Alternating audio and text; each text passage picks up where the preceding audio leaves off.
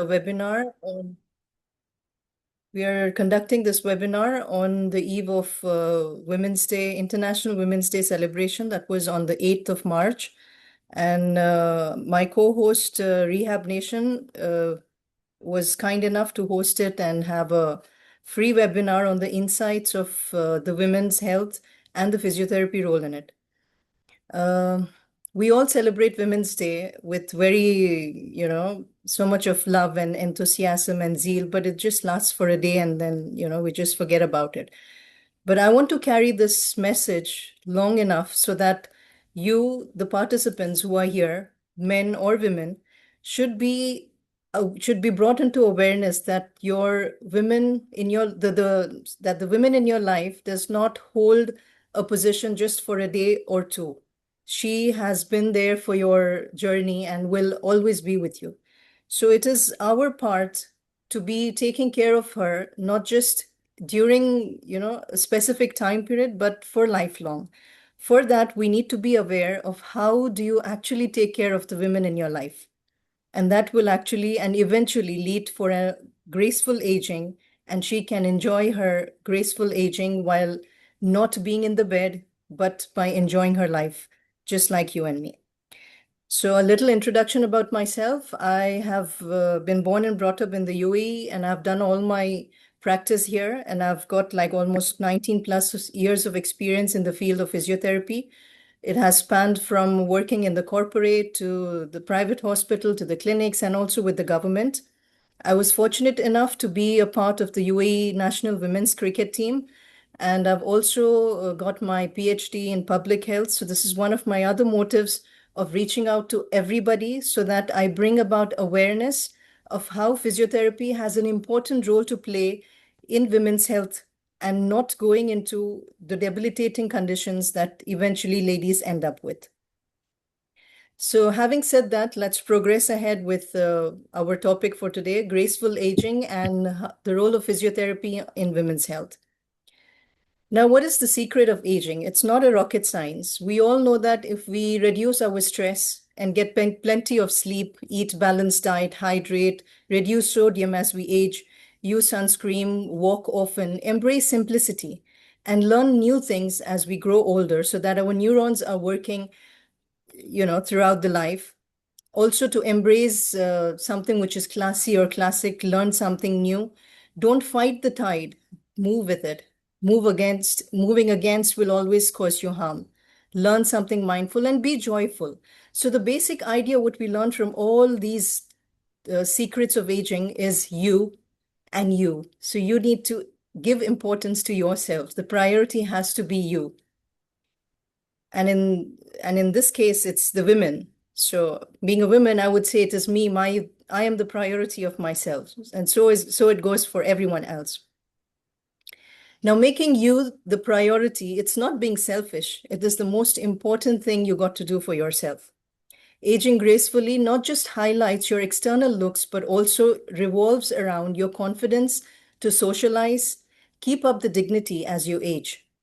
Taking care of your health, meditate, and be active. Look for solutions and medical help if required. We don't need to chase away or shy away from going and seeking help. May that be any kind, your psychological help, your incontinence help, any help. You don't need to shy away because that is part of growing older. And you definitely have some treatment options available in the healthcare sector. Do whatever that makes you happy. Let go of the things that weigh you down. Stop worrying about others. They have their own life to be working on. Now, the medical issues which we face as we grow older, of course, we all know commonly diabetes, hypertension, cardiac issues, cholesterol, hyperlipidemia, kidney, gallbladder, whatever you name it, you have it. But some of the most important things which a female goes through, and it is never really talked about, is the urinary incontinence, the fecal incontinence, the prolapse of the female organs, and it is really not talked about. It is actually thought about as a taboo, and the ladies, they feel that their health is really not important because they have always learned to live for others. And I really want to bring that change of keeping yourself as the priority also. So, graceful aging involves adopting a positive and holistic approach to aging that encompasses physical, mental, and emotional well being. Physiotherapy plays a very crucial role in promoting graceful aging by addressing the musculoskeletal health, maintaining mobility, managing chronic conditions, and enhancing overall quality of life. Here are ways in which the physiotherapy can contribute to graceful aging. So first one is maintaining mobility and function. So physical assessment needs to be done, and then we need to work on how, as a person ages, they have to become more mobile so that they are functional as they grow older. Fall prevention, balance training, and home safety assessments. I believe most of the participants here are physiotherapists. If not, you can always stop me and ask me if if you don't understand anything. Or you can put down in the chat box and we will address those concerns in the end. So now fall prevention is also one of the important things because as we age and as we start becoming more sedentary, the neurons in our brain are losing their neuronal connectivity. That's why I said it is very important to learn something new as we grow older so that our neuron activities are as new as it used to be. Then chronic pain management. Of course, we know that sedentary lifestyles and our day-to-day activities, they cause the wear and tear of the joints, our muscles, because we are not working out good enough so that the muscles are not strong. And hence we end up wasting the muscles, which leads to atrophy and a disused atrophy of the muscles, which can be corrected again with the chronic pain management by the physiotherapists.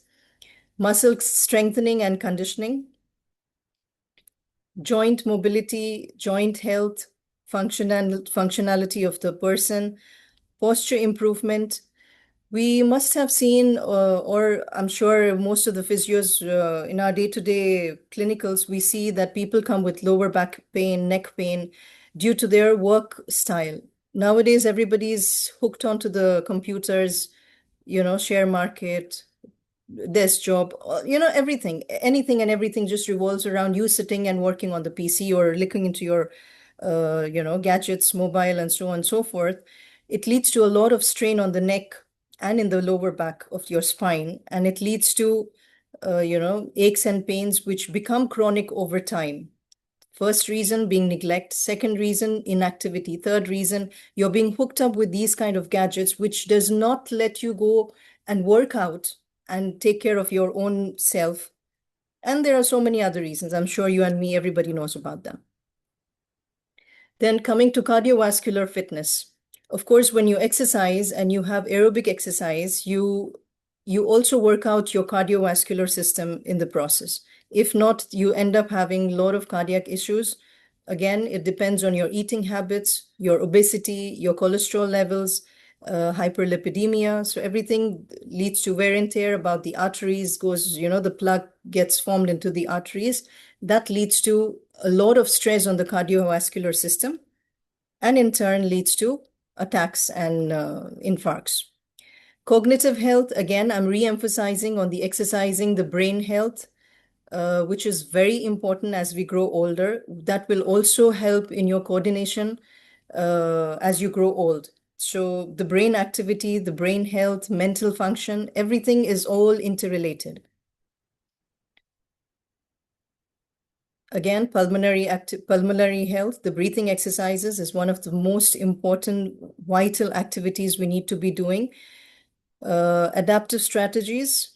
If somebody has had any kind of injury or has become dependent on somebody, these kind of adaptive strategies are, they cannot be done away with. So we need to teach them how to go ahead with using the assistive devices, may it be a stick or a walker or any of those kind of things.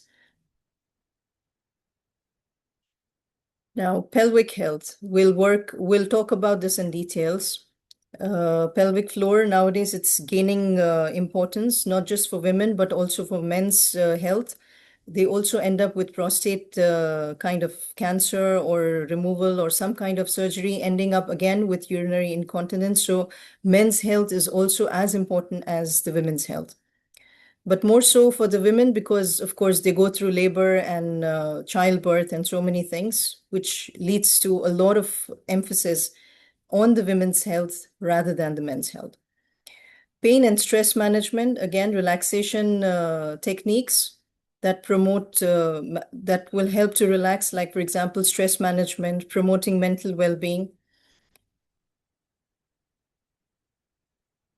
Patient education, according to my experience, patient education is one of the most important things as a physio, which you need to be doing, because uh, you once you're able to educate the patient about their condition and they understand that it is only 80-20 rule, like 20% from me, 80% from the patient, because it is they who are going to be with themselves more than you are going to be with them. So when they come for physiotherapy, I can only explain them and make them understand what their problem is, but to handle it from thereafter, it is up to them. So patient education is the underlying thing, which is very, very, very important as a professional. And you need to make sure that the patient understands their medical condition and they make it a habit so that they are not misled by any other healthcare professionals, leave alone physiotherapists. Then collaboration with other healthcare providers. We as physios cannot be working as a standalone healthcare professional. Of course, we have a team of doctors and other specialties which we coordinate and work with.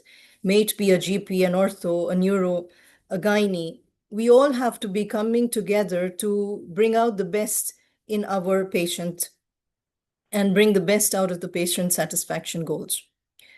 Social engagement, physiotherapy can support individuals in maintaining social connections and participating in community activities. Now, coming to the women's health part, we'll discuss a few of the postnatal, that is, after delivery complications, where physiotherapy plays a key role. One of the condition is symphysis pubis syndrome. In a very layman term, it is the front of your pelvis. If you can see my cursor, this is the front of the pelvis. And this is a very minute, thin joint, which is called the symphysis pubis. And it gives way when the lady goes through the pregnancy process. So when a lady is pregnant, there is a relaxin hormone which is released in the body, and that leads to loosening of the ligaments. And this might lead to a bit of separation in this place, which is excruciatingly painful. And there is no much treatment that you can do during the pregnancy process, but definitely there are these kind of bells which will help in supporting the growing fetus and your growing abdomen. At the same time, provide a support from the base, which will be, not really pushing onto the joint, but supporting the pressure from the baby. So this kind of a belt is worn during pregnancy, and this kind of belt is worn after the delivery. A very basic kind of exercise which can be done is called the isometric exercise. You can sit on a chair, put your hand between the knees and press. So these are the adductor exercises. Apart from this, what can be done is icing. Icing is very safe, but make sure during pregnancy, never ever use hot pack in and around the pelvic or the back area. It can have negative consequences for the growing fetus. Another issue that is to be notified to the women of your life is the C-section. We feel C-section is a very casual thing, and there are so many myths and facts which need to be busted. People say that once you have a C-section, you can never ever bend down and lift things. Well, that's not true, because there are certain, okay, initially you need to be careful because there are chances that these stitches may open up. That's immediately after your C-section. Other thing is, if this if the stitches were very deep or it was not sutured in a very proper manner, it can lead to something like this picture, which is the second one. It is, if you see, the scar is adhering to the underlying tissues, it is sticking down. And that sticking leads to very less pliability or mobility of your skin, which leads to a dragging kind of pain going down your groin, either the left or the right or the both. So basically, it is not only about the C-section itself, but it is how you take care of the C-section after you have recovered from your delivery. If you see the third picture down, this shows a very clean and neat scar, and you can see that it is not even sticking to the underlying tissues as compared to the second one. So educating the ladies about the C-section management and how they can remove or prevent this kind of occurrence is very important to prevent any further complications in life. The next condition the ladies go through is diastasis recti. I'm sure many of you would have heard, or your patients come complaining that, I feel my abdomen is really bulging out. I am pregnant even after my delivery. That is something which I've heard from my patients. So they say that my physique has become such that I always look pregnant, even though I am not. The reason being, this muscle, which used to be strong, the rectus abdominis, which used to be strong, it also gives way to accommodate the growing fetus and leads to this kind of separation in the muscles by the end of your pregnancy period or after your delivery. So the muscles are really laxed. They go into a very flabby state, and it could lead to a lot of complications later on in life if this is not rehabilitated back to normal or near normal condition. The issues or the complications which can occur because of diastasis not being treated are umbilical hernia, epigastrus, or bulging out of the intestines from within, which is called herniation in simple terms. There is a belt like this, which is called an abdominal binder, which is to be worn from around the xiphoid process up to this pelvic, the pubic symphysis area. So it goes from the whole of your abdominal region, not just the lower back. Because mostly I have seen ladies, they will be wearing the lumbar belt after delivery, presuming that this is what they're supposed to be wearing. But my dear friends, no, lumbar belt is different and abdominal binder is different, and the whole function is totally different. Abdominal binder is coming from all your abdominal, from the upper, middle, and the lower abs. Everything is covered, whereas the lumbar belt is generally to prevent a lot of stress happening into your lower back region. Now, coming to the diastasis again, if you see the front picture, this lady, she has a bulged abdomen because of the diastasis or the abs gap, and this is after 10 weeks of physiotherapy rehabilitation.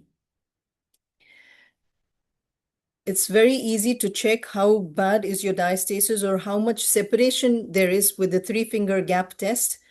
It's very simple. You can do it by yourself. Patients generally come to me and they say, I had 4, now it is 3, and it's improving as they keep progressing on with their exercises.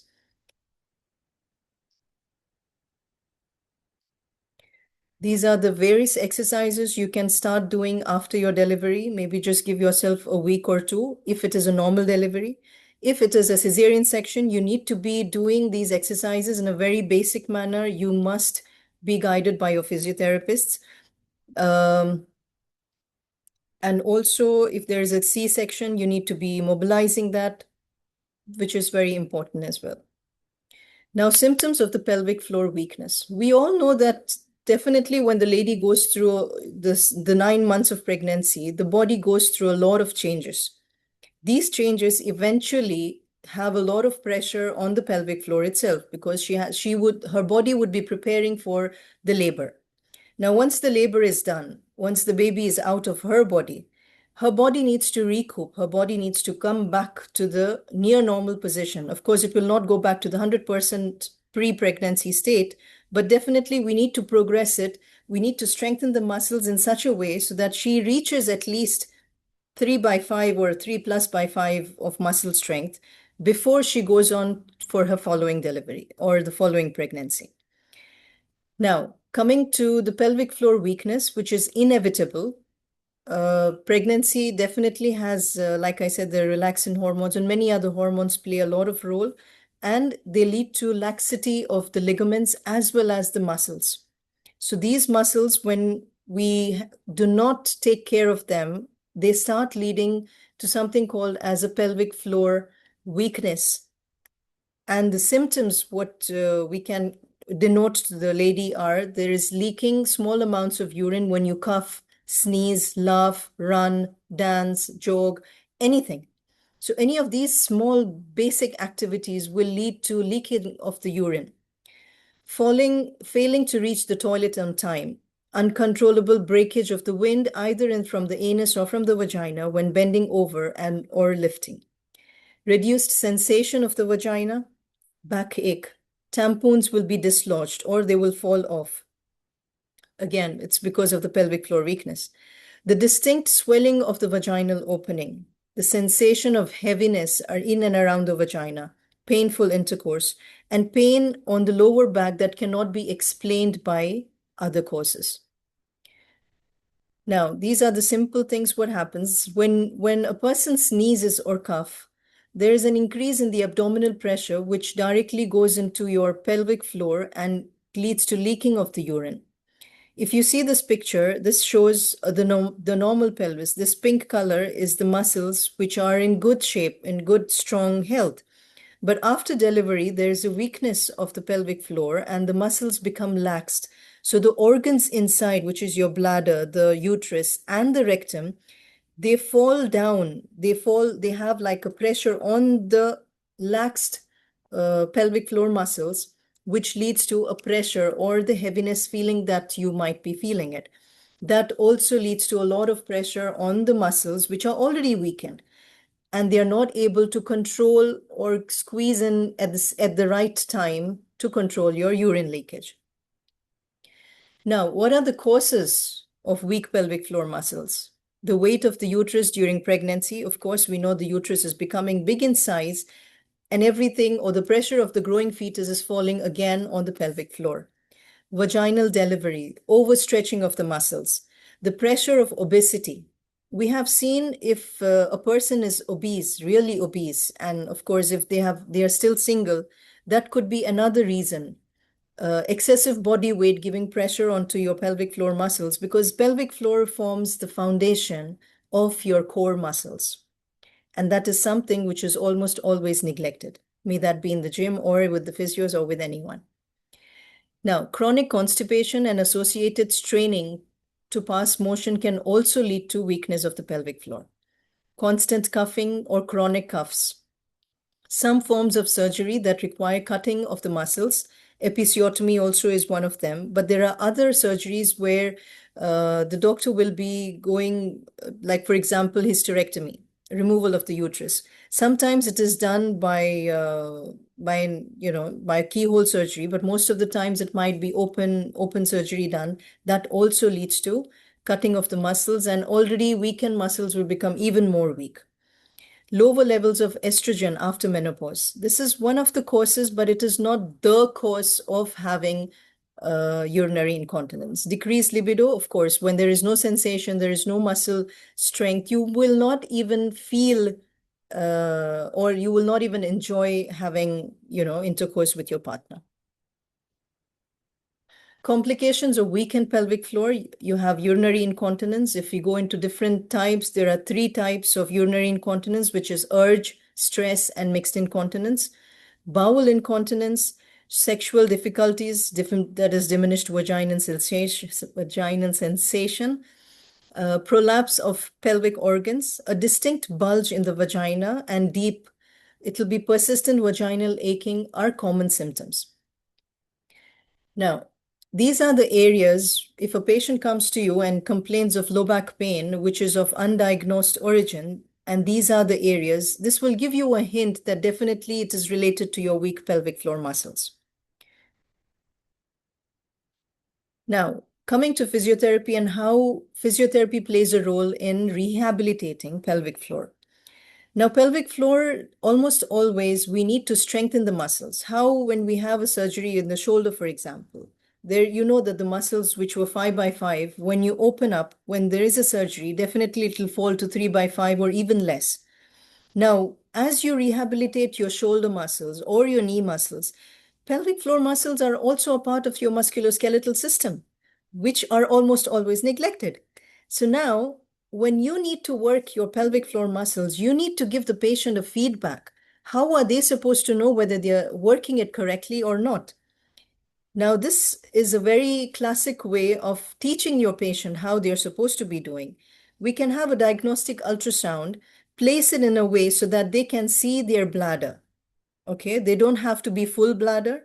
They can empty their bladder. Just the ultrasound will show them on the screen that this is how their bladder looks like. Now, when you ask them to contract their bladder as if trying to hold the urine, which is also called as your Kegels exercise, you should be seeing in the screen that the bladder is actually contracting, which will give the patient a feedback that they are working the correct muscles. Almost always, I have seen my fellow workers working in the pelvic floor, and I ask them, what do you do for your patients who have come for pelvic floor dysfunction? Oh, we give them Kegels. But how do you know that the patient is doing it correctly? You know what she told me? Lakshmi, it's okay. Whether they do or they don't know, it doesn't matter. But actually, it does matter. Me as a therapist, I should know that I have achieved in explaining the patient that they have been working in the correct way. And the patient should know that how it is supposed to be done. Because there are so many patients come and they like, when I ask them, do you know how to do Kegel? They'll just clench all their body and then say, ah, yes, that's how we do it. But actually not. That's not how you do it. There is a proper technique of doing your Kegels, and this is one of the mode of training so that your patient understands how it is supposed to be done. So that's biofeedback. Now we are having a lot of other ways in the market where you get a chair with a display screen, and when when you contract your pelvic floor, you can actually see the screen. There is another machines which are biofeedback devices wherein you use stick electrodes in different positions of your pelvic floor region, and you see the screen, and there is an aeroplane which will go up when you contract your muscles. It'll be in a plateau when you keep contracting, and it will relax or it will come down when you relax your muscles. So there is a biofeedback which is happening, and I'm sure we all have seen these kind of devices for working our shoulder, our leg, our trunk. But this is something which has come up in the physiotherapy for the pelvic floor rehab. The technology which is used for any other musculoskeletal system of your body, it is also devised for your pelvic floor. But of course, you need to be specialized and understand how to be using them. Other ways of treating your pelvic floor dysfunction is, of course, with medications. That's from your gynecologist. Relaxation techniques. There are stretching, yoga, exercises, warm baths. Pelvic floor stimulation is another important thing which needs to be done. Surgery, of course, it's when it's nothing really helps. The doctor will suture everything, and then, but again, after surgery, again, you need to be coming back to the physio to rehabilitate your muscles. So pelvic floor dysfunction is a very much treatable condition, usually through the use of biofeedback and physiotherapy. Now, when I was talking about the musculoskeletal, the pelvic floor stimulation, this is how the device looks like. So it's a small device, or it can be in a different device, it can be a bigger or a small device, doesn't matter. But the main idea is there are different frequency of currents which can be used with a device or a vaginal probe, which can be inserted into the vagina, and it stimulates the muscles in and around that area. That gives, and that this stimulation of the muscles around your vaginal area gives the female she gets the feel of how she's supposed to be feeling when she actually contracts her muscles. That will initiate in her to work out her muscles. Similar to the other muscles in your body, when you start getting your active range of motion and you start getting the full range of motion, let's say for your shoulder, what is the next step? Definitely, we will add on weight training, resistance training. Similarly, once your pelvic floor muscles are strong enough and you know that they are good enough to contract, we go ahead and do strength training. And how do we do that? Is through the vaginal cones. Now, these cones, they come with different milligrams of weight. So you get like zero point 0.5 mg, 1 mg, 1.5, 2, and so on and so forth. Now, these vaginal cones are, you can open them, place the weight inside, close it, and insert it into the vagina of the lady who is being rehabilitated. And we ask them to walk for like 2 minutes or 3 minutes while holding this vaginal cone with that particular weight. Now, as the patient is able to progress, we keep increasing the weight and we go ahead with these kind of activities. The progression will be, she will be doing squatting with the cone inside and so many other ways of progression. Now, I'm sure most of you might not have heard of pessaries, but this is something that can be used to avoid, the sling surgeries, which is done in the ops and gynae department for the pelvic floor, for the laxed pelvic floor. Now, these pessaries, the main function is, for example, if your pelvic floor is weak, of course, you will feel weakness and you will feel the heaviness of the organs from within. Now, what happens? These pessaries are inserted into the vagina and it goes all the way until your uterus. So it gives a support. So it's more like a sling, artificial sling, which is going from inside and supporting your uterus so that the muscles below are free or relaxed enough to start working out. So when you're working out these muscles and you feel that the strength of the muscles have improved, you can, remove the pessary and continue working out the muscle and prevent the surgery if it is inevitable. If inevitable, then definitely you need to get the consent from the gynae and, deal with the patient, how to go about with the treatment. Now, physical therapy in women's health. Why is it important? Coming main, I'm emphasizing again, urinary incontinence is not part of aging process. If we take care of the above mentioned issues of the women during their reproductive years, we can prevent a lot of medical conditions later on in their life. Early physiotherapy intervention ensures a female to age with confidence and with grace. Now, the take-home message: physiotherapy offers a holistic and personalized approach to address the unique needs of individuals as they age. By promoting physical health, preventing functional decline, and addressing specific health concerns, physiotherapy contributes significantly to the goal of aging gracefully. Regular consultation with the physiotherapist can support ongoing well-being and enhance the quality of life in the later years. Having said that, I would like to introduce you to the upcoming Women's Health hands-on workshop by myself. It's a 2 days workshop, 16 hours, accredited by CPD UK for 16 hours, which is globally recognized, hosted by my co-host, Dr. Jobin, the Rehab Nation group. The tentative dates are here. Most probably, if everything is fine and the situation is under control, we plan to have in June in Kuwait, May in Sharjah in UAE, and in August in Kerala, India.